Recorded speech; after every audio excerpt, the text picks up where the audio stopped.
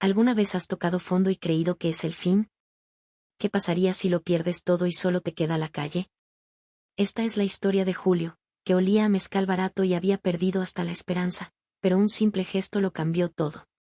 Una historia real sobre caer, levantarse y encontrar luz en los lugares más inesperados. Si historias de superación personal como esta te llegan al corazón, suscríbete al canal para más. Y cuéntanos en los comentarios, ¿de qué parte del mundo nos escuchas? El viento nocturno en Oaxaca no limpia, solo revuelve. Transporta el polvo rojo de la tierra, el dulzor pesado de la flor de cempasúchil marchita y, sobre todo, el olor agrio del mezcal barato que impregna los bancos del parque. Es un olor que se pega a la ropa, a la piel, a la memoria. Y es aquí, en este banco de concreto que ya siente como suyo, donde Julio trata de recordar el olor de la masa de maíz tostándose en el comal. Hace apenas semanas, ese aroma era su mundo. Su puesto de Tlayudas La Esperanza, un nombre que ahora le sabe a burla, no era solo un negocio, era un monumento a sus años de lucha. Había pasado 11 años en los Estados Unidos, juntando dólar tras dólar en la construcción, bajo un sol que no era el suyo, con un idioma que nunca terminó de sentirse propio. Cada ladrillo que colocaba en aquel norte lejano era, en su mente, una moneda más para el comal, la licencia, el pequeño terreno en la colonia que crecía. Su hogar, de bloque y teja, lo había levantado literalmente con sus propias manos, callosas y firmes. Pero el destino, como un comal mal nivelado, tiene un punto de quiebre imperceptible. Primero fue la enfermedad de su hermana, y con ella, los ahorros que se derritieron entre medicinas y viajes. Luego, el permiso municipal que inexplicablemente no se renovó, seguido de una multa que lo estranguló. Las deudas, como enjambres, llegaron todas a la vez. Y en lo que pareció un suspiro, un parpadeo de desgracia, todo se desmoronó. El puesto, cerrado. La casa, embargada. La esperanza, esa se evaporó sin hacer ruido. Ahora, Julio yace enrollado en una frazada delgada y sucia, acorazado contra la noche. No es el hombre más viejo del parque, pero es el que carga con el peso más reciente. Su cuerpo, aún fuerte por el trabajo de años, se ha vuelto un caparazón vacío. La dignidad no se pierde con un estruendo, piensa, se escapa en silencio, como el aire de un globo pinchado, cuando aceptas la primera moneda por lástima, cuando evitas la mirada de los transeúntes. Cuando el gruñido del estómago es más fuerte que el orgullo. A su lado, Don Chui, un veterano del parque, ronca una melodía embriagada. Que se siente haberlo tenido todo y acabar aquí, murmura Julio al viento, pero el viento solo le responde con el olor a alcohol y desaliento. Su mirada se pierde en las luces de la ciudad que titipan en la ladera del cerro. Ahí arriba, en alguna de esas casas, hay gente que tal vez en este momento está comiendo una tlayuda. Crujiente, con asiento, quesillo y un chorrito de salsa. Un nudo tan apretado como el hambre se le forma en la garganta. No es solo la pérdida de cosas, es la pérdida del futuro que creía estar horneando a fuego lento. El tema central de su vida siempre había sido la lucha ascendente. Ahora, por primera vez, mira el abismo de la caída y siente que no hay fondo. Cierra los ojos, buscando el aroma fantasma de su comal. Solo huele a mezcal barato. Y en ese contraste, entre el recuerdo de lo que fue y la crudeza de lo que es, late el primer latido oscuro de esta historia.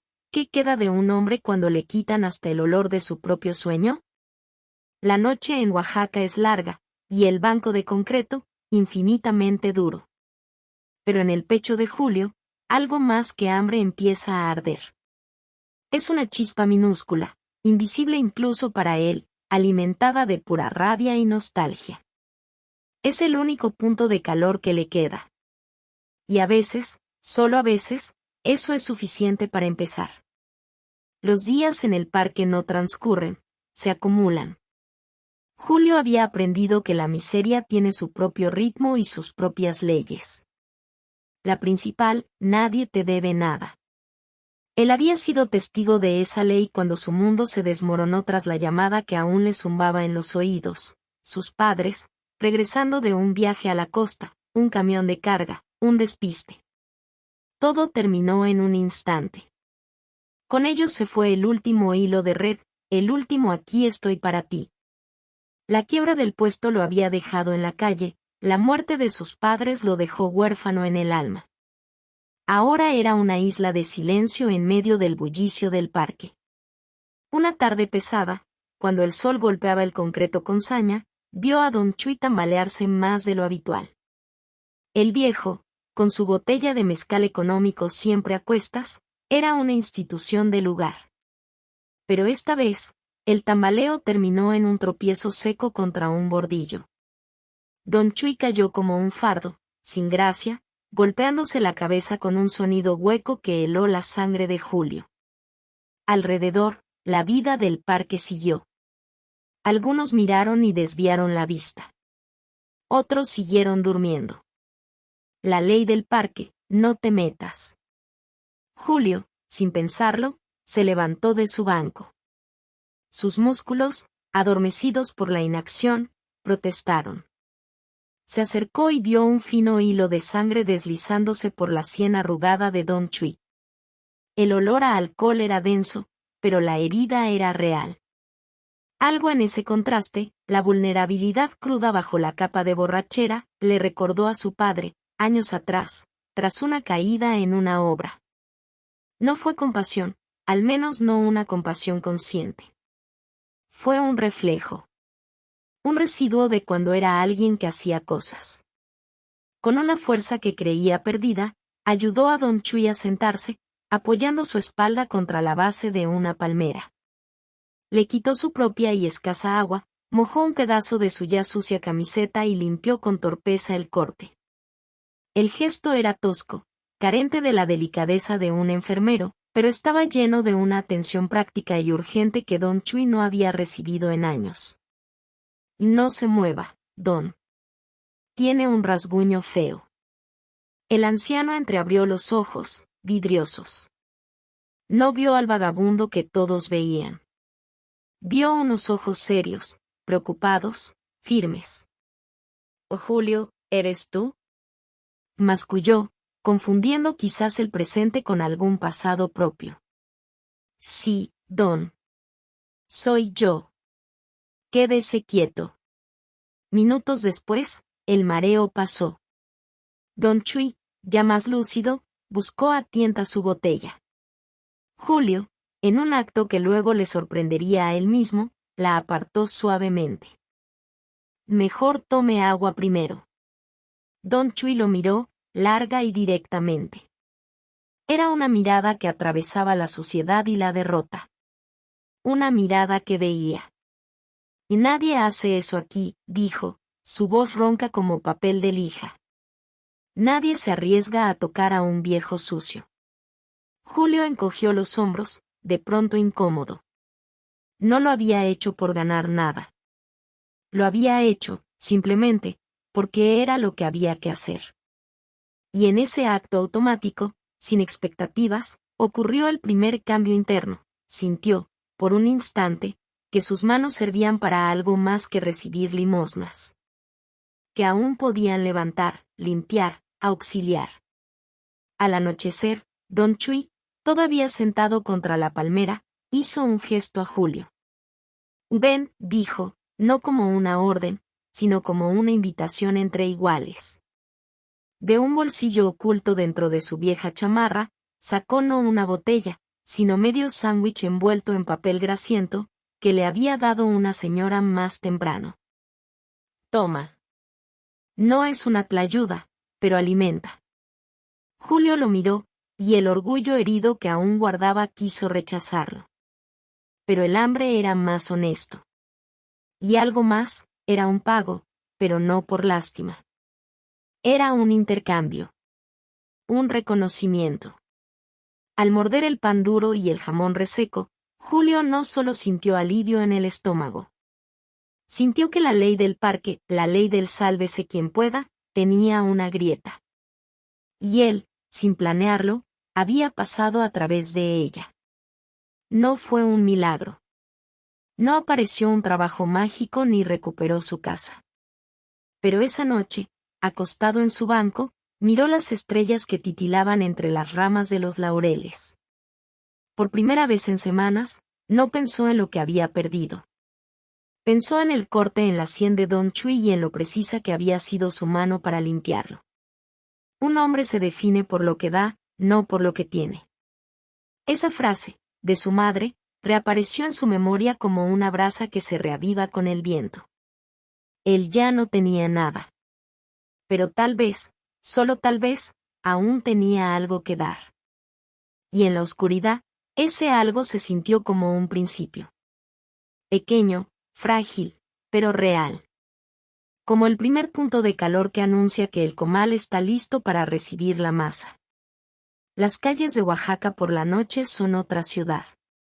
La turística y colorida fachada se apaga, y emerge una silueta más íntima, más desgastada, donde las sombras se alargan y los pasos resuenan con eco de soledad. Julio caminaba sin dirección, arrastrando los pies sobre los adoquines. No era un paseo, era una deriva. La esperanza no era algo que había perdido, era algo cuyo rastro ya ni siquiera podía seguir. La memoria de la mano de Don Chui en su hombro se había desvanecido, ahogada de nuevo por el vacío constante del estómago y el peso más profundo del corazón. Pasó frente a la fachada de cantera amarilla de una iglesia. Era antigua, con su porte solemne y sus puertas de madera pesada entreabiertas. De su interior, como un río de aire cálido en la fría noche, fluía un canto. No era la voz perfecta de un coro grabado, sino el sonido vivo, levemente desafinado y por eso mismo desgarradoramente humano, de un grupo de señoras rezando. Voces ásperas por los años, dulces por la fe, que se entrelazaban en una melodía que hablaba de consuelo. Julio se detuvo. No era un hombre particularmente religioso. En los años duros de la construcción, sus plegarias habían sido más bien negociaciones con el destino. Pero esa noche, ese canto era lo único que no sonaba a indiferencia. Era un sonido que envolvía, como un manto. Sin pensarlo, como había ido hacia Don Chui, cruzó el umbral. El interior estaba semioscuro, iluminado solo por el tenue resplandor de velas que titilaban ante un altar lateral. El aire olía a cera derretida, a incienso viejo y a humedad de piedra. Unas 10 o 12 personas, todas mayores, formaban un círculo junto a la imagen de una virgen. Julio se quedó atrás, fundido en las sombras de una columna, sintiéndose como un intruso, un fantasma manchado del parque en un lugar de paz. El canto llegó a su fin, dejando un silencio grueso y reverente. Poco a poco, el grupo se fue disolviendo, murmurando saludos. Julio se preparó para salir, para volver a la oscuridad que le correspondía. Pero entonces, una de las ancianas, menuda y encorvada, con un rebozo negro sobre los hombros, se separó del grupo y se dirigió directamente a él. Sus ojos, pequeños y brillantes como cuentas de obsidiana, lo miraron sin sorpresa, sin miedo, sin el desdén al que estaba acostumbrado. Hijo, dijo, y la palabra, simple y llana, le golpeó el pecho con una fuerza inesperada. Tienes cara de que la noche viene fría. Ven. No era una pregunta. Era una invitación maternal que no admitía rechazo. Lo guió a un pequeño patio lateral, a un anexo de la iglesia que servía de cocina comunitaria. Allí, en una sencilla mesa de madera, había una olla de barro humeante y un plato con tamales envueltos en hojas de maíz. Sin decir más, la anciana, doña Remedios, como supo después, le sirvió un atole espumoso y blanco en un jarro de barro y puso un tamal en un plato desportillado.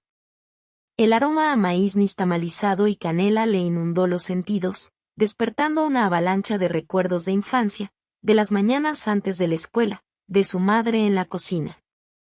Julio quiso hablar, quiso dar las gracias, pero las palabras se atascaron en su garganta. Solo asintió, y sus manos, temblorosas, rodearon el jarro caliente. El primer sorbo de atole fue una revelación. No era solo alimento, era calor que se extendía desde el centro del pecho hacia las extremidades heladas, era dulzura que ablandaba el nudo de amargura que llevaba anudado dentro. Mientras él comía con una concentración casi dolorosa, doña Remedios se sentó frente a él, observándolo sin prisa. A veces, dijo, su voz suave como el roce del terciopelo, Dios no baja sus respuestas con trompetas y rayos de luz. A veces las esconde. En un rincón oscuro. En una mano que se tiende sin esperar nada. En el canto torpe de unas viejas como nosotras. Julio alzó la vista, sus ojos húmedos encontrando los de ella. Yo ya no sé dónde buscar, logró decir, y fue la primera vez que admitía su desorientación en voz alta. Doña Remedios sonrió, una sonrisa que trazaba 1000 arrugas en su rostro de mapache sabio. Tal vez no haya que buscar tanto, hijo. Tal vez solo hay que quedarse quieto y dejar que la respuesta te encuentre. Y a veces, añadió, limpiando con un gesto natural una miga de la mesa, la respuesta está disfrazada de los que el mundo da por perdidos. Porque ellos ya no tienen orgullo que les tape los ojos. Solo tienen los ojos abiertos, para ver.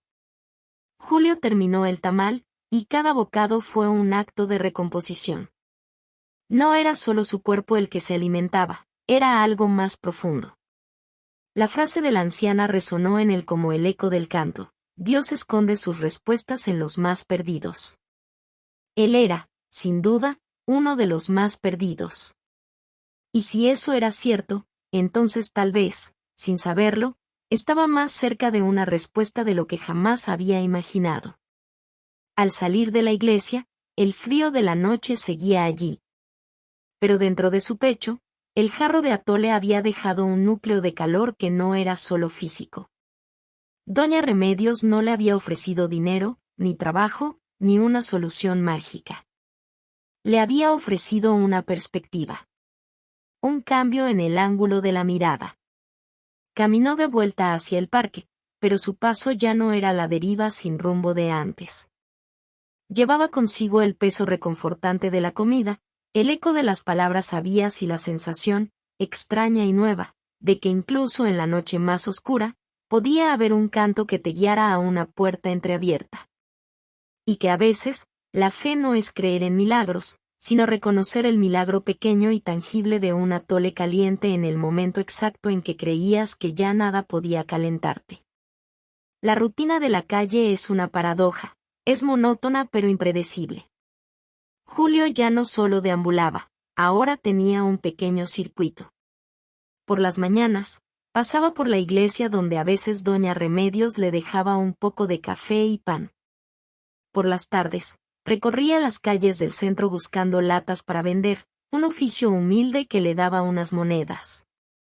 Fue en una de esas tardes, cuando el sol caía a plomo sobre la calle de García Vigil, donde vio la lucha. Una mujer, no mayor que él, forcejeaba con una silla de ruedas cuyo neumático delantero derecho se había atascado en una grieta profunda de las viejas losetas de cantera. Ella empujaba las ruedas con furia, los brazos tensos por el esfuerzo, pero la silla no cedía. A su lado, una bolsa de mandado se había volcado, esparciendo tomates y limones por la banqueta. El rostro de la mujer, Porfiria, estaba contraído no por el enojo, sino por una frustración tan honda que parecía cansancio del alma. La gente pasaba de largo. Algunos con una mirada de lástima rápida, otros con indiferencia total. La ley de la ciudad, parecía, no era muy diferente a la del parque. Julio se acercó sin anunciarse. No dijo necesita ayuda, porque la respuesta era obvia. Simplemente se colocó frente a la silla, agarró con firmeza el marco metálico y, con un tirón seco y preciso que le recordó a mover vigas en la construcción, la liberó de la grieta. Luego, en silencio, se arrodilló y comenzó a recoger los tomates y limones, colocándolos con cuidado de nuevo en la bolsa. Porfiria lo observó. Primero con recelo, luego con curiosidad. Y gracias, dijo. Su voz era más suave de lo que su gesto de frustración sugería. Estas calles están llenas de trampas. Y sí, fue todo lo que Julio pudo responder, entregándole la bolsa. Ese habría podido ser el final. Un acto de ayuda fugaz. Pero el destino, o la simple topografía traicionera de Oaxaca, los volvió a cruzar. 2 días después, Julio la vio de nuevo, esta vez luchando con una rampa mal diseñada frente a la biblioteca. De nuevo, ayudó. Esta vez, ella le preguntó su nombre. Así comenzó una costumbre. Julio empezó a frecuentar la calle donde vivía Porfiria, en una casita color azul añil cerca del mercado. Ella, con una mirada perspicaz que no se dejaba engañar por sus ropas desgastadas, notó su decencia. Notó que sus manos, aunque callosas y sucias, eran hábiles y gentiles. Notó que él nunca le pedía nada. Una tarde de lluvia repentina, Julio la encontró refugiándose bajo un dintel, empapada y tiritando. «Esto es ridículo», dijo Porfiria, con su franqueza característica. «Vives en la calle, ¿verdad?» Julio asintió, mirando los charcos que se formaban. «Mi casa es pequeña, pero tiene un cuarto de herramientas en el patio, con techo. No es un palacio, pero está seco. Y tengo cosas que hacer, una puerta que rechina, un estante que se cae a pedazos, la poda del limonero. Te doy techo y comida a cambio de ayuda». ¿Trato? No era una oferta de caridad. Era una propuesta. Un intercambio. Esa palabra resonó en Julio con una fuerza sanadora. Asterisco intercambio. No limosna. No lástima. Él tenía algo que ofrecer, su fuerza, su oficio. Ella tenía algo que necesitar. Era justo. El cuarto de herramientas era, en efecto, austero. Un catre plegable, una manta limpia, una lámpara. Pero para Julio, era el Ritz-Carlton. Era un espacio suyo. Seco. Seguro. La rutina comenzó al amanecer. Porfiria, quien había perdido el uso de sus piernas tras una polio de niña pero no el uso de su voluntad, dirigía la casa con eficiencia militar. Le dejaba listas tareas sencillas pero con sentido: lijar y pintar la reja, organizar la leña, acomodar los libros pesados en los estantes que él mismo reparaba. Después, un desayuno juntos en su mesa de cocina, tortillas calientes, frijoles, huevo. Comida simple, pero cocinada y compartida. Para Julio, cada clavo que martillaba recto, cada tabla que lijaba hasta quedar suave, era una terapia. Sus manos, que habían sentido la inutilidad de pedir, volvían a crear, a arreglar. El sonido del serrucho, el olor a madera fresca y pintura, el cansancio físico al final del día, que era un cansancio merecido, le devolvían un ritmo a su existencia. Porfiria, por su parte, era una compañera tranquila. No le hacía preguntas incómodas sobre su pasado. Hablaban del tiempo, de las noticias del barrio, de los libros que ella leía. A veces, en las tardes, ella le enseñaba a tejer cestas con mimbre, una tarea que requería paciencia y destreza manual. Para que las manos no olviden lo delicado, decía. Una noche, tras reparar la última gaveta de la cocina, Julio se sentó en el umbral del patio, viendo las estrellas desde un lugar que, por primera vez en una eternidad, no era un banco público. «Gracias, Porfi», dijo, usando el apodo que había surgido con naturalidad. Ella, desde su silla en la puerta, lo miró. «Y no me des las gracias. El trato es justo. Tú me das movilidad donde yo no llego. Yo te doy un puerto. Eso es lo que hacemos los humanos, Julio. Nos hacemos de puertos los unos a los otros, cuando la tormenta arrecia». Julio asintió en la oscuridad. No había recuperado su casa, ni su puesto. Pero había encontrado algo más fundamental, una función. Un lugar en el pequeño ecosistema de una casa azul añil. El sentido no había llegado con un gran discurso o un golpe de suerte, sino con la rutina sencilla de un trabajo bien hecho, el sonido de una silla de ruedas moviéndose por un piso liso que él había barrido. Y el olor a tortillas tostándose en el comal, un olor que, por fin, volvía a ser un olor a hogar. La dignidad, comprendió, no se gana con grandes actos. Se reconstruye, ladrillo a ladrillo, con pequeños gestos útiles. Y él, en el taller de Porfiria, había encontrado sus primeros ladrillos. La rutina, cuando es elegida y no impuesta, se convierte en un ritual de sanación. En el patio azul añil de Porfiria, los días tejían una trama de normalidad que Julio había olvidado que existía. Ya no despertaba sobresaltado por el frío o el ruido de la calle, despertaba con el olor a café que Porfiria preparaba desde su cocina, accesible y adaptada a su silla. El sonido que lo llamaba al nuevo día no era el gruñido de su estómago, sino el golpe rítmico de su martillo contra un clavo, o el crujido suave del mimbre entre sus dedos. La transformación fue lenta, como el crecimiento de una planta. Al principio, Julio solo hacía lo que le pedían, mecánicamente, agradecido por el techo. Pero una tarde, mientras observaba a Porfiria forcejear para alcanzar una lata de pintura en un estante alto, algo cambió. No esperó a que ella pidiera ayuda. Simplemente se levantó, la alcanzó y, al ver el desorden en el estante inferior, comenzó a organizar las herramientas por tamaño y uso. Aquí, dijo, señalando un gancho que él mismo instaló al lado de su silla de ruedas, puedes colgar las tijeras de podar. Estarán a mano. Porfiria lo miró, y en sus ojos no había solo gratitud. Había reconocimiento. Era la mirada que se le da a un igual, a alguien que piensa, que anticipa, que contribuye. Esa mirada fue el primer abono para la semilla de su propia valía. Dejó de evadir su realidad. Una noche, frente a un plato de sopa de guías, habló. Le contó a Porfiria, con palabras escuetas pero claras, sobre las tlayudas, la casa, la quiebra, la muerte de sus padres. No lo hizo con autocompasión, sino con la sencillez de quien enumera los hechos de un plano derrumbado.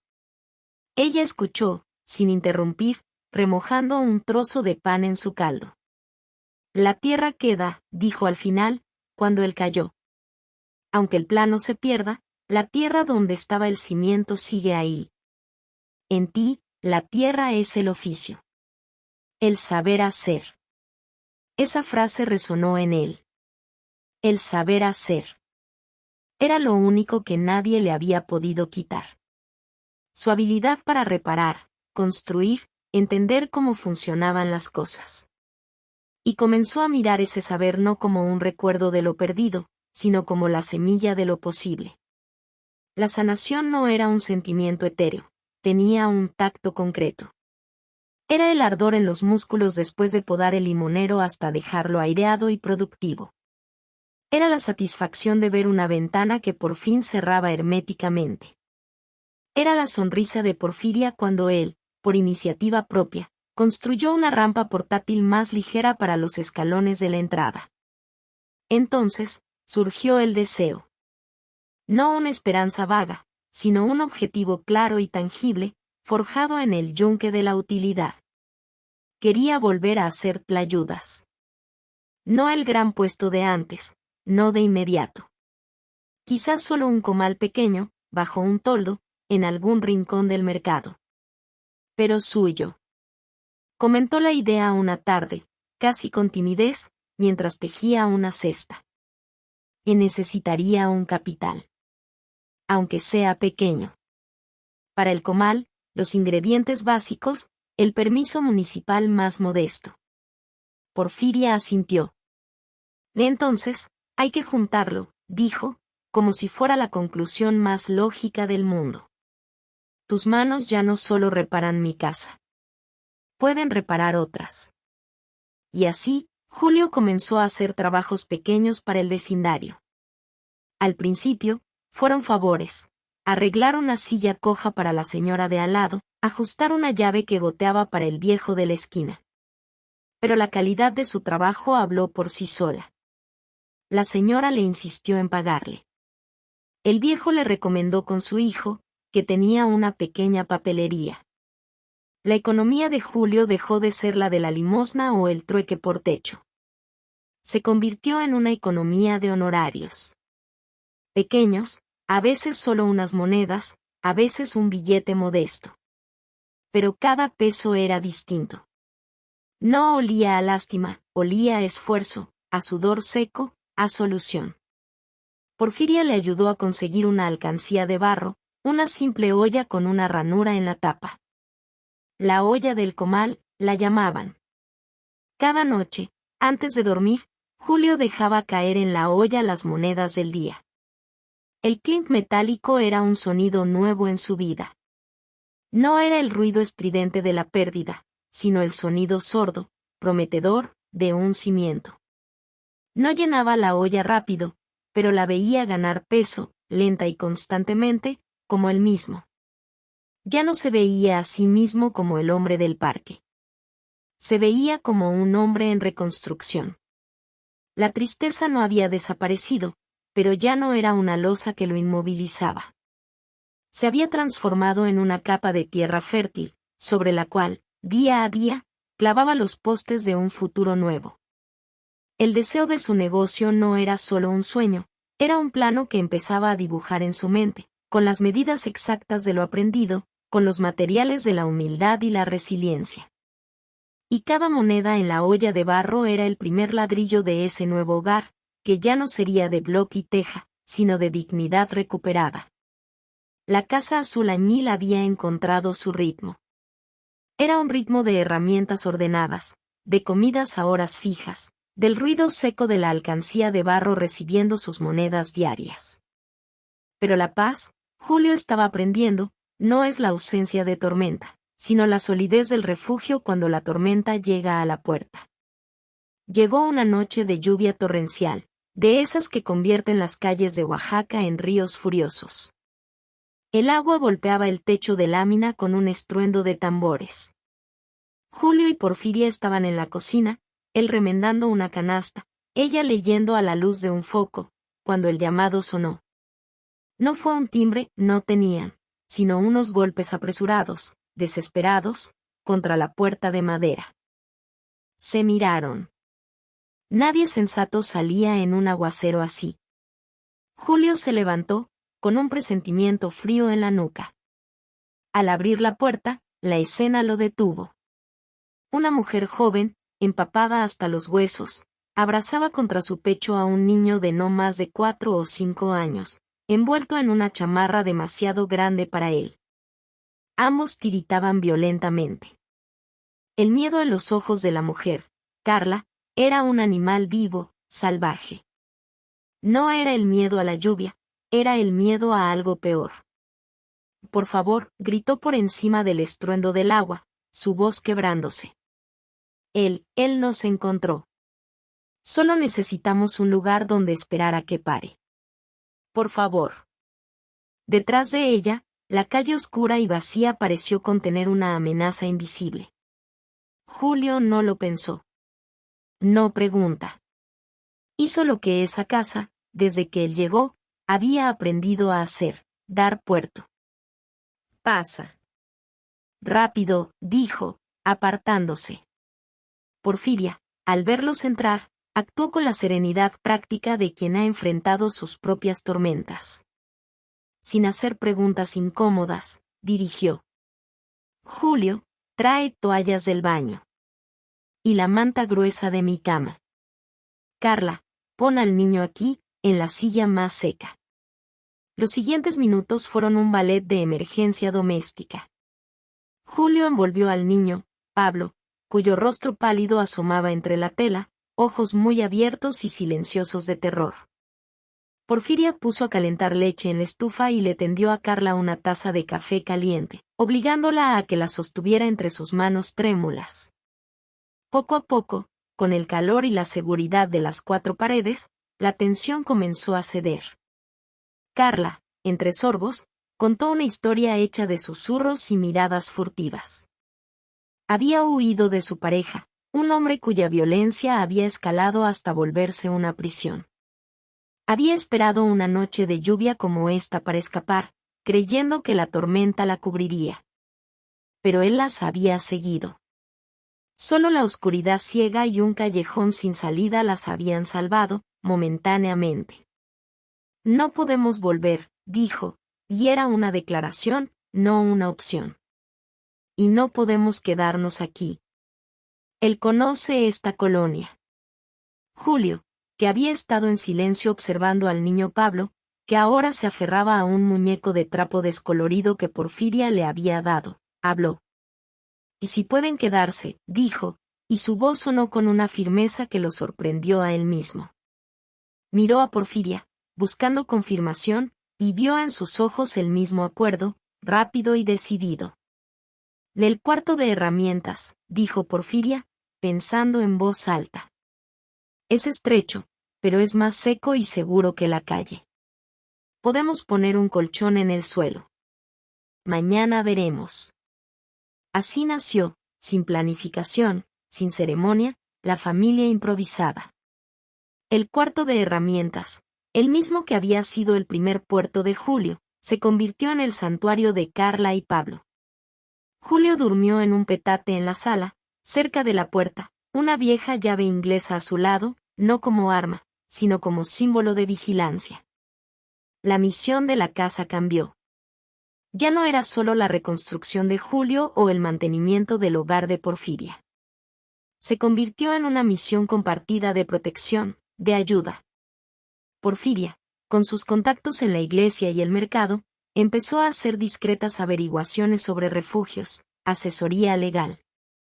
Julio, además de sus trabajos, se convirtió en un centinela. Revisaba la calle al salir y al entrar, instaló un cerrojo más fuerte en la puerta interior. Carla, agradecida y aún asustada, quiso ganarse su lugar. Se hizo cargo de la cocina, de lavar la ropa, de cuidar a Pablo con una dedicación que hablaba de alivio.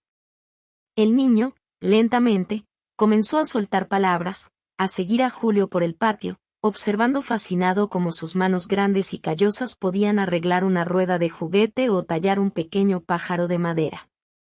Una tarde, mientras Julio enseñaba a Pablo a martillar un clavo, una tarea que consistía más en golpear ruidosamente un trozo de madera blanda, Carla, que los observaba desde la silla de Porfiria, dijo con voz queda: «Ustedes no nos conocían.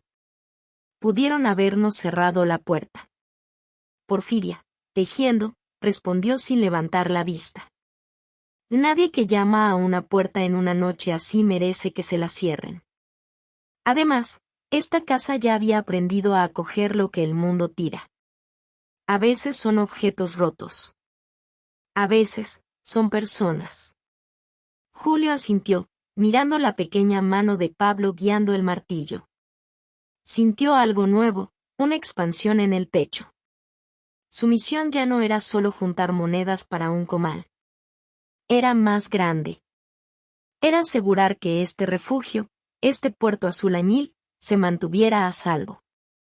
Que Carla y Pablo encontraran su propio camino, como él estaba encontrando el suyo. La familia improvisada no estaba unida por sangre, sino por heridas reconocidas y por una decisión consciente de no dejar caer a otro. En esa casa, el que había dormido entre borrachos, la que se movía sobre ruedas y la que huía con su hijo en brazos, tejían juntos algo más fuerte que la desgracia, un presente común.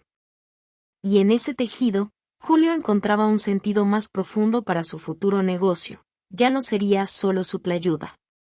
Sería el sustento de este frágil y poderoso mundo que, contra todo pronóstico, había comenzado a construir desde el fondo. La casa azul añil ya no era solo una casa. Se había convertido en un rumor en el barrio, un rumor bueno. La gente comenzó a notar cosas. La fachada, antes desconchada, ahora lucía un azul vibrante, mezclado y pintado por Julio, Carla y hasta Pablo, quien dejó la huella de su mano pequeña en un rincón discreto del zócalo.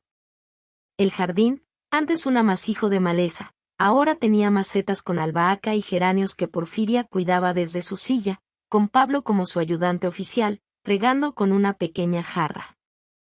La transformación no fue solo física. La historia de Carla y Pablo, protegida en su esencia pero intuida en su dolor, corrió como un susurro compasivo entre los vecinos. Y la respuesta no fue la indiferencia de antes, sino una cadena suave de gestos.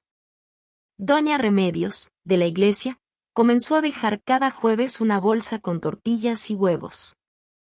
El señor de la papelería, para quien Julio hacía pequeños arreglos, se le sobraban cuadernos y lápices para Pablo. Una vecina joven, maestra, ofreció darle unas horas de clase al niño. La casa se volvió un pequeño nodo de esperanza. No era un albergue formal, sino un lugar donde, si la vida te daba una bofetada, podías tocar y encontrar, como mínimo, un siéntate, te damos un café. Julio ayudó a un adolescente a arreglar su bicicleta para poder ir a la escuela. Porfiria, con su sabiduría serena, escuchó los problemas conyugales de la señora de la tienda de abarrotes. Carla, encontrando fuerza en su propia supervivencia, apoyó a una muchacha que pasaba por una situación similar, conectándola discretamente con ayuda legal. En medio de este tejido comunitario, la alcancía de barro de Julio seguía llenándose. Pero ya no solo con las monedas de sus trabajos. A veces, después de ayudar a alguien, la persona insistía en pagarle, y él, aprendiendo la dignidad del recibir, aceptaba lo justo. Otras veces, Porfiria o Carla metían ahí una parte de lo que ahorraban de la venta de las cestas o de la costura que Carla empezó a hacer. La olla del comal ya no era un sueño solitario, era un proyecto colectivo. El apoyo emocional era el cimiento invisible. Las noches en la cocina, compartiendo un atole, eran sesiones de planificación. Porfiria, con su mente pragmática, investigaba permisos y costos. Carla, con su ojo para el detalle, diseñó un menú simple y un logotipo, una tlayuda estilizada con el contorno de una casa. Pablo dibujaba comales humeantes en hojas sueltas que decoraban la nevera. Finalmente, un sábado por la mañana, la olla de barro se quebró deliberadamente en el patio. No por un accidente, sino por la ceremonia de contar lo ahorrado. Billetes modestos y montones de monedas brillaron al sol. No era una fortuna, pero era suficiente. Suficiente para un comal de segunda mano, pero en buen estado. Suficiente para un toldo azul, como la casa. Suficiente para un stock inicial de masa, quesillo y asiento. El día de la apertura no tuvo fanfarria. Fue un lunes tranquilo. Julio, con las manos limpias y un delantal que Carla le había bordado con su nombre, encendió el carbón bajo el comal frente a la casa, en un espacio que el vecindario, con un acuerdo tácito, había cedido. El primer chisporroteo de la masa al tocar la superficie caliente fue un sonido que le cerró la garganta. No era el mismo comal de antes, ni el mismo lugar. Pero era suyo. Asterisco de ellos. El primer cliente fue Doña Remedios. La segunda, la maestra de Pablo. El tercero, Don Chuy, quien apareció desde el parque, más sobrio de lo habitual, y pagó su tlayuda con un billete arrugado que Julio casi rechazó, pero aceptó al ver el orgullo en los ojos del viejo. El aroma a maíz tostado y a humo de leña se esparció por la calle, un aroma que Julio una vez solo pudo evocar en su memoria entre olores a mezcal barato. Ahora, era real. Era el aroma de su renacimiento. Mientras daba la vuelta a una tlayuda con el cuidado de un orfebre, Julio miró hacia la casa. Porfiria observaba desde la ventana, sonriendo. Carla atendía a un cliente, con Pablo aferrado a su falda. El vecino de la tienda le había prestado 2 mesas plegables. No había recuperado su vieja vida. Había construido una nueva. No desde la ceniza de lo individual, sino desde el humus fértil de una comunidad que él, sin saberlo, había ayudado a sembrar. Su puesto no se llamaba La Esperanza esta vez. Se llamaba simplemente, las tlayudas de la Casa Azul. Y ese nombre, en el barrio, ya era sinónimo de algo más que comida, era sinónimo de que a veces, la vida se puede cocinar de nuevo, si se tiene el calor adecuado y las manos adecuadas compartiendo la masa. La paz, como una planta bien cuidada, había echado raíces profundas en la Casa Azul. El ritmo del negocio era un latido constante y bueno, mañanas de preparación, tardes con el aroma del comal, noches de contar ganancias modestas que ya no iban solo a una alcancía, sino a una pequeña caja fuerte para gastos y sueños futuros. Pablo había empezado la escuela, y su risa era el sonido más frecuente en el patio. Carla había recuperado el color en las mejillas y una determinación férrea en la mirada. Pero los fantasmas del pasado nunca se desvanecen del todo, solo esperan una puerta entreabierta. Fue un martes al atardecer. Julio estaba guardando el comal, cubriéndolo con su lona azul. Carla barría el frente, mientras Porfiria, desde el umbral, supervisaba la escena con la satisfacción de una generala después de una buena batalla. El aire olía a tortilla recién hecho y a tierra mojada por una llovizna reciente. De repente, la atmósfera se cortó. Un hombre se detuvo al otro lado de la calle, apoyado contra una farola. Era delgado, con una postura agresiva y una mirada que escrutaba la casa como si leyera una sentencia. Su presencia era un veneno que contaminó el aire de inmediato. Carla se quedó inmóvil, la escoba cayendo de sus manos con un ruido seco. El color se esfumó de su rostro. «Es él», susurró, y esas dos palabras cargaron todo el peso del miedo antiguo. Pablo, que jugaba en la puerta, sintió la tensión y corrió a esconderse detrás de las piernas de Porfiria. Julio siguió la mirada de Carla y vio al hombre. Un instinto primario, el mismo que una vez lo llevó a proteger a Don Chui, se encendió. Pero no era el mismo Julio del parque, impulsivo y desesperado. Era el Julio de la Casa Azul, un hombre con algo que perder. El hombre, al que llamaban Elvio, cruzó la calle con paso lento, deliberadamente intimidante. Se detuvo a unos metros, su sonrisa torcida carecía de humor. «Carla. Qué bonito te ves. Jugando a la casita con lisiados y vagabundos», dijo, la voz cargada de desprecio. Su mirada recorrió el puesto, el toldo azul, con un desdén que quería incendiar todo. Julio se interpuso, colocándose suavemente pero con firmeza entre Elvio y su familia. No dijo nada. Solo se plantó allí, sus manos, hábiles para reparar, ahora colgaban a los costados, listas pero no amenazantes. Su silencio era más poderoso que cualquier grito. Porfiria, desde su silla en el umbral, habló. Su voz no tembló, tenía la frialdad de la piedra de cantera. Aquí no hay nada para ti, joven. Esta es una casa de paz. Y esa mujer y ese niño están bajo nuestro cuidado. Elvio soltó una risa corta. ¿Cuidado? Ella es mi mujer. Ese es mi hijo. Esto es un asunto de familia. O la violencia no es familia, replicó Porfiria, clavándole la mirada. Y la ley, cuando se le pide, sabe distinguir. La mención de la ley hizo que Elvio frunciera el ceño. Su plan, claramente, era la intimidación, no un enfrentamiento legal. Miró a Carla, buscando la sumisión de antes, pero encontró algo nuevo. Ella lo miraba fijamente, respirando hondo, y dio un paso al lado de Julio. No detrás de él, sino a su lado. Ya no era la mujer que huía. Era una mujer que protegía su hogar. «Te vas a ir», dijo Julio, por primera vez. Su voz era baja, pero tenía la firmeza del acero templado. «Y no vas a volver. No a amenazar. No a mirar. Nada». La calle, antes silenciosa, empezó a poblarse. Doña Remedios asomó desde su puerta.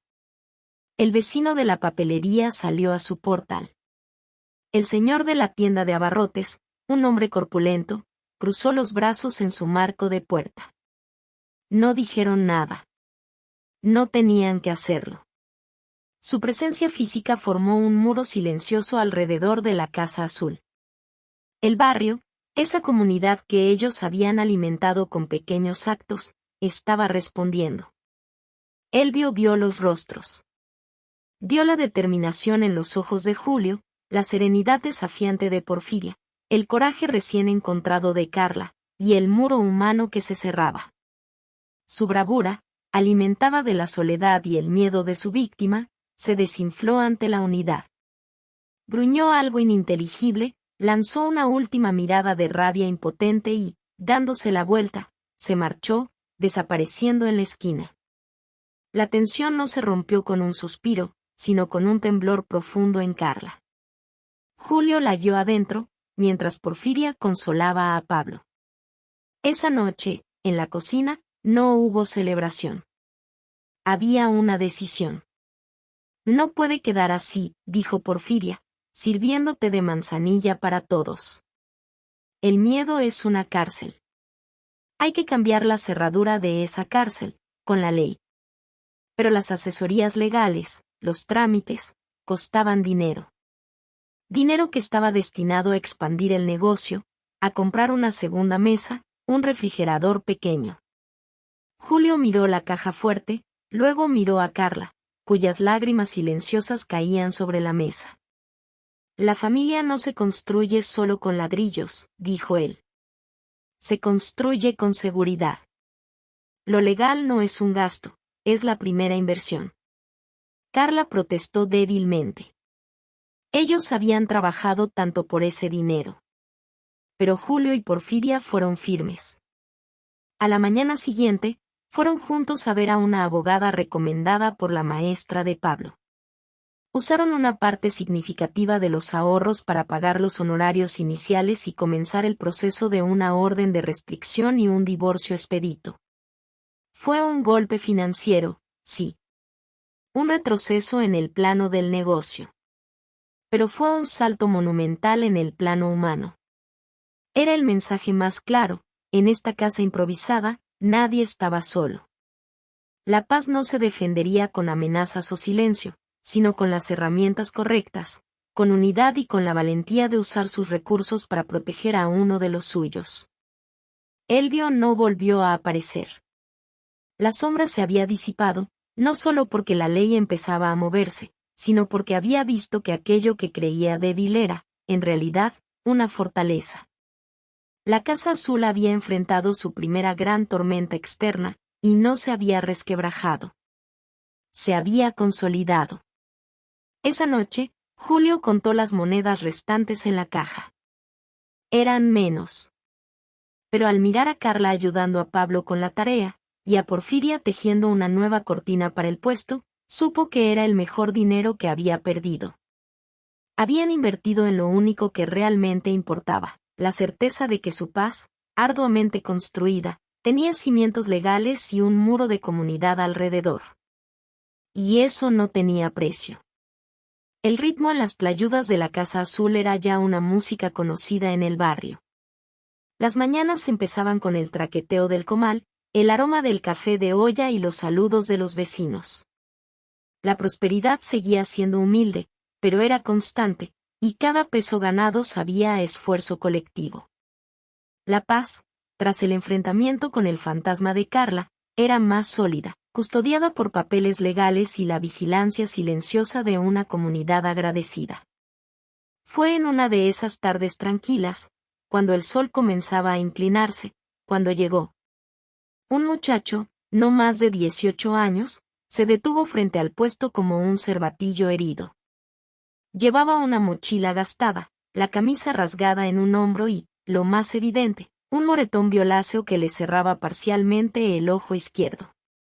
Su postura era la de alguien que ha caminado demasiado y ha recibido golpes que no eran solo físicos.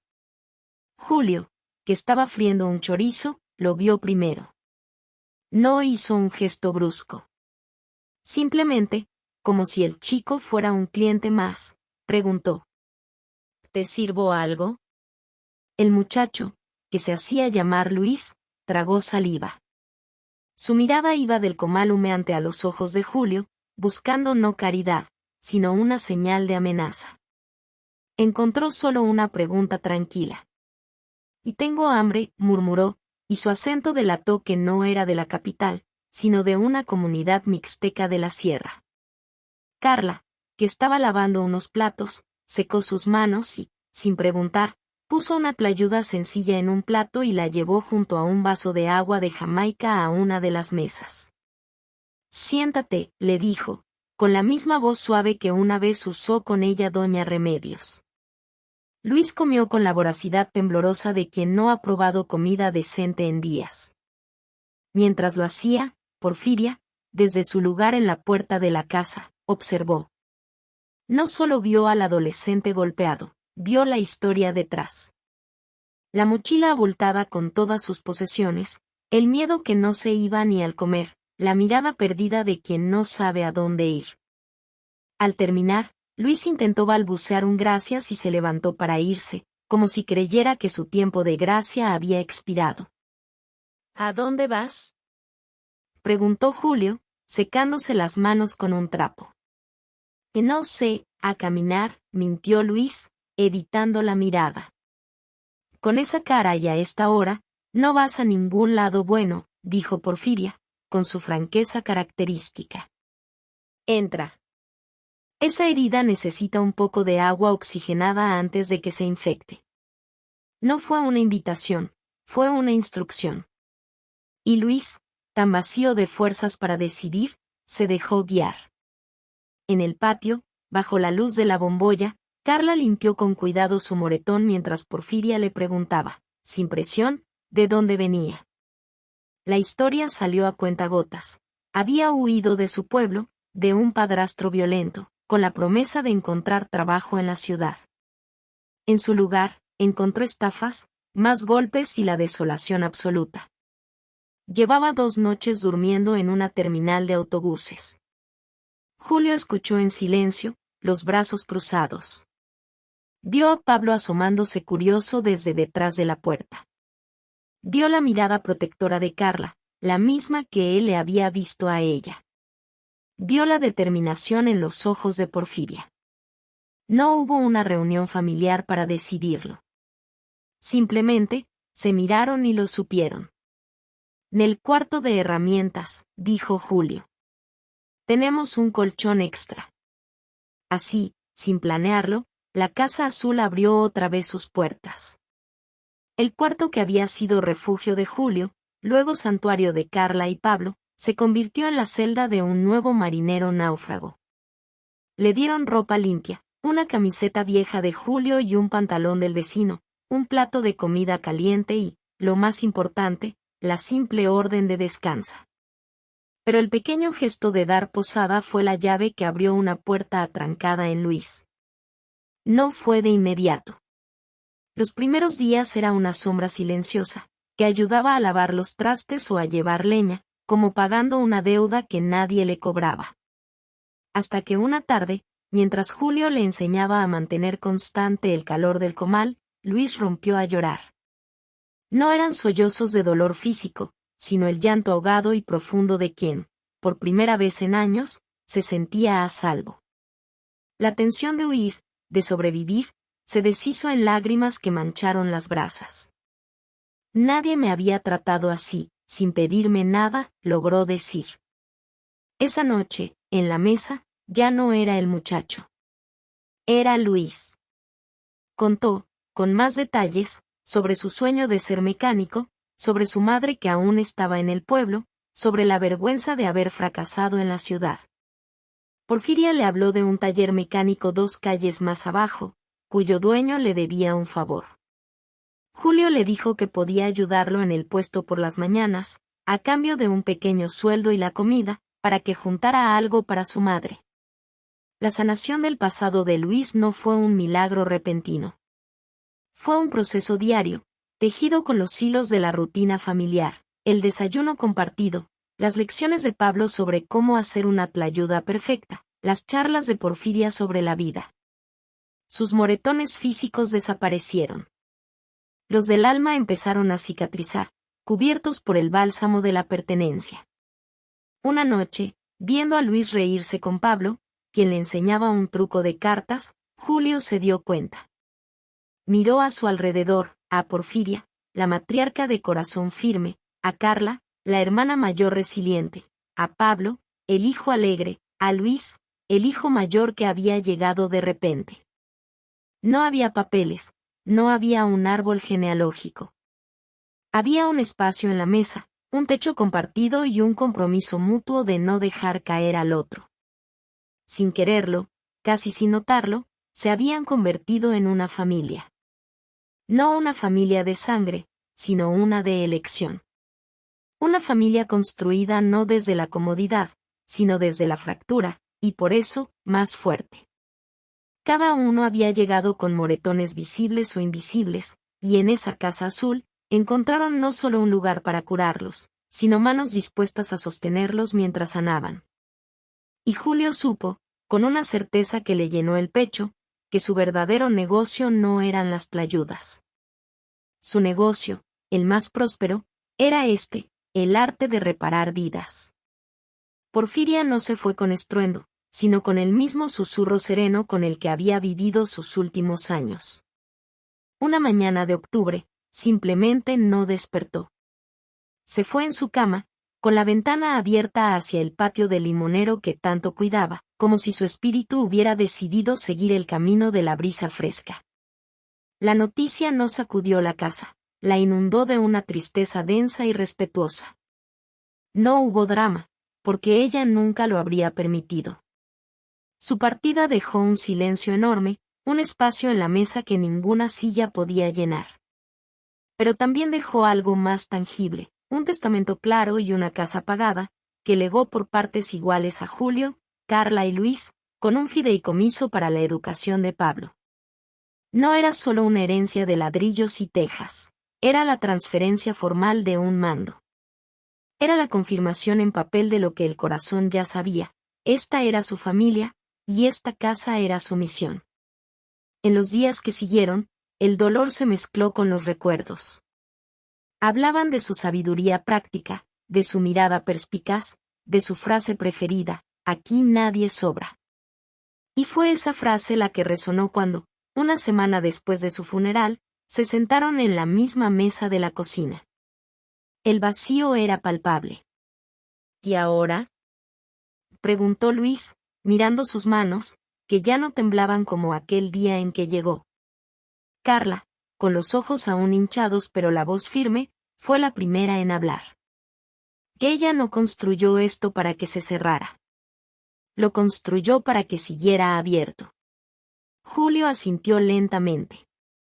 Su mirada recorrió la cocina, el patio, la puerta abierta hacia el puesto de tlayudas. Recordó la primera vez que cruzó ese umbral, un hombre roto, sin esperanza. Y luego vio la cadena, Don Chuy, Doña Remedios, Porfiria, cada uno una pieza en su reconstrucción. Y el legado no es guardar su memoria en una foto, dijo Julio, encontrando las palabras con dificultad. Es encender la misma luz que ella encendió para nosotros. Fue una decisión unánime y silenciosa. No la verbalizaron mucho más. Simplemente, continuaron. Pero con un propósito ahora consciente y agrandado. La Casa Azul dejó de ser solo su hogar para convertirse oficialmente en un refugio. El cuarto de herramientas, ahora ampliado y mejorado con la ayuda de Luis, se convirtió en un dormitorio de emergencia. La mesa de la cocina, siempre grande, recibió a más comensales. Un joven huyendo de una banda, una mujer mayor abandonada por su familia, un artesano en una racha terrible, el rumor de la Casa Azul donde te escuchan se esparció de boca en boca, de manera orgánica y discreta. No era una institución, era un hogar. Las reglas eran las de Porfiria, respeto, ayuda en las tareas según las capacidades de cada uno, y la promesa de buscar un siguiente paso, no de quedarse estancado. Julio dirigía el puesto, que ahora daba trabajo formal a Carla y a Luis, y cuya ganancia sostenía en parte la casa. Carla, con su empatía profunda, era la que recibía y escuchaba a los nuevos llegados. Luis, con su energía y oficio, mantenía todo en reparación. Pablo, creciendo rápido, era el puente de alegría, el que recordaba a todos que la vida, a pesar de todo, podía ser buena. Una tarde, años después, Julio estaba sentado en el mismo banco del patio donde Porfiria solía tomar el sol. Desde allí veía la escena. Un chico que acababan de acoger ayudaba a Luis a pintar una pared. Carla reía con una señora mayor mientras pelaban jitomates para la salsa. Pablo enseñaba matemáticas a un niño más pequeño en la mesa. La casa respiraba, viva, llena de una paz activa, de un propósito compartido. Y fue en ese momento de quietud perfecta, con el olor a tierra húmeda y a leña quemándose en el comal, cuando el recuerdo lo alcanzó con una claridad deslumbrante. Volvió a esa noche gélida, a los escalones de la iglesia, al canto de las ancianas, al atole caliente de Doña Remedios. Y entonces recordó, palabra por palabra, lo que ella le había dicho: a veces Dios esconde sus respuestas en los más perdidos. Un escalofrío que no era de frío, sino de entendimiento absoluto, lo recorrió. Miró a su alrededor, a esta familia ensamblada por el azar y la compasión, a este refugio que era un faro. Él había sido uno de los más perdidos. Y en su propio camino de perdición, Dios no le había enviado un ángel con alas, ni un cheque milagroso. Le había enviado a un borracho en un parque, a una anciana en una cocina parroquial, a una mujer en una silla de ruedas. Asterisco, esas habían sido las respuestas. Personas rotas, perdidas o marginadas, que se convirtieron en sus salvadores. Y ahora, él era parte de esa misma respuesta para otros. El círculo se cerraba, no con un final, sino con un continuum de gracia humana. Dios no había hablado a su corazón con una voz del cielo, sino a través de los actos silenciosos de gente común. Y ahora, su corazón hablaba a otros a través de los mismos actos. Una sonrisa tranquila, la sonrisa de un hombre que ha encontrado su lugar exacto en el universo, se dibujó en su rostro. No había recuperado su puesto de tlayudas original. Había construido algo infinitamente más grande, un hogar que era un testamento viviente. Y supo, con cada fibra de su ser, que Porfiria, Doña Remedios y hasta Don Chuy, estaban aquí, en el crujir de la madera, en el calor del comal, en el tejido de esta familia eternamente improvisada y perfectamente unida. El legado del amor y la hospitalidad no era un concepto.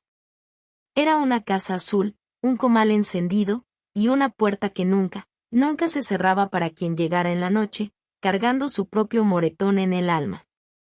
Y eso, comprendió Julio, era la respuesta más clara y hermosa que jamás pudo haber imaginado. La vida de Julio, aquel hombre que una vez midió su valor por las monedas en su bolsillo y los ladrillos de su casa, terminó midiéndola por algo muy distinto, por los rostros que encontraban la paz en su mesa, por las manos que aprendían un oficio en su taller, por el eco de risas que resonaba en el patio que una vez fue su último refugio. Si alguien le hubiera dicho, en su peor noche oliendo a mezcal barato, que la pérdida de todo lo material era el primer capítulo de su mayor bendición, no lo habría creído. Habría visto solo el vacío, el frío, la humillación. Pero el tiempo, ese artesano paciente, le enseñó la verdad más profunda. Las bendiciones más grandes a menudo llegan disfrazadas de pérdidas totales. Perdió su puesto para ganar un propósito. Perdió su hogar de bloc para ganar un hogar de corazón. Perdió el camino que conocía para ser forzado a encontrar uno nuevo, uno que no solo lo llevaba a él, sino que permitía que otros lo recorrieran a su lado. El verdadero milagro no fue la recuperación, sino la transformación. Y esa transformación nunca hubiera sido posible en soledad. La soledad lo hubiera consumido en el parque.